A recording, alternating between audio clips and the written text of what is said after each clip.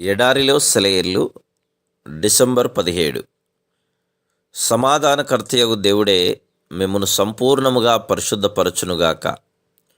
మీ ఆత్మయు జీవమును శరీరమును మన ప్రభువైన యేసుక్రీస్తు రాకడయందు నిందారహితంగాను సంపూర్ణముగాను ఉండునట్లు కాపాడబడునుగాక. మిమ్మును పిలుచువాడు నమ్మకమైన వాడు గనక అలాగు చేయును.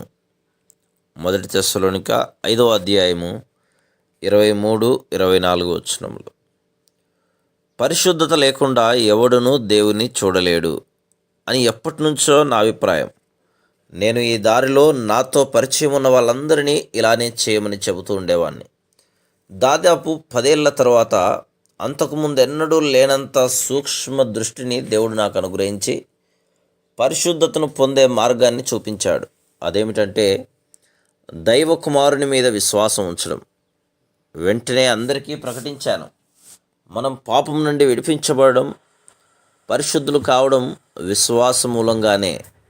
దీన్ని నేను ఇంట బయట మాట్లాడేటప్పుడు రాతల ద్వారాను నొక్కి ఒక్కానించాడు. 1000 విధాలైన రుజువులతో దేవుడు దీన్ని నిరూపించాడు. గత 30 సంవత్సరాలుగా ఈ విషయాన్ని ప్రకటిస్తున్నాను. దేవుడు నా పనిని నిర్ధారిస్తున్నాడు. John Wesley 1771. యేసును నేను ఎరుగుదును, నా ఆత్మకి ఆయన ప్రియుడు. అయితే నా లోపలున్నదేదో ఒకటి నన్ను మంచిగా ఓర్పుతో దయతో ప్రవర్తించనీయడం లేదు. దాన్ని అణిచిపెట్టాలని ఎంతో ప్రయత్నించాను, సాధ్యపడలేదు. సహాయం చేయమని యేసును అడిగాను. నా చిత్తాన్ని ఆయనకు అప్పగించినప్పుడు ఆయన నా హృదయంలోకి వచ్చాడు.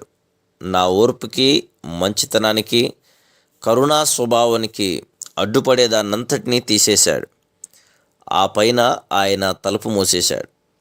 హఠాత్తుగా ఒక చెయ్యి నా నుదుటి మీద పడింది. దానిలో బలం ఉంది. అది క్రోధపూరితమైనది కాదు, ప్రేమహస్తం. బాహ్యంగా కాదు, ఆంతర్యములో అది నన్ను స్పృశించింది. నా వ్యక్తిత్వాన్నంతటినీ ఆక్రమించింది. పరిశుద్ధమైన పాప వినాశకాగ్నిలా నాలో వ్యాపించింది. అది నాలోని అణువణువులోకి పాకుతూ ఉంటే నా మస్తిష్కం, నా హృదయం కూడా శుభ్రపరిచే ఆ సన్నిధి శక్తితో నిండాయి. దాని ప్రభావానికి లోనై నేను నేల మీద పడిపోయి పట్టరాని ఆనందంతో బిగ్గరగా కేకవేశాను. ఆ హస్తం మహాశక్తితో నాలో కదులుతూనే ఉంది. కదిలిన చోటెల్లా రక్షకుని మహిమా స్వరూపాన్ని నాలో చిత్రిస్తున్నది. కొద్ది నిమిషాల్లో దేవుని ప్రేమ సాగరం నన్ను ముంచేసింది. దాని పొంగులు, కెరటాలు నా మీదుగా పొర్లిపారాయి. పరిశుద్ధత గురించి నా అభిప్రాయాలు రాద్దామని కూర్చున్నాను.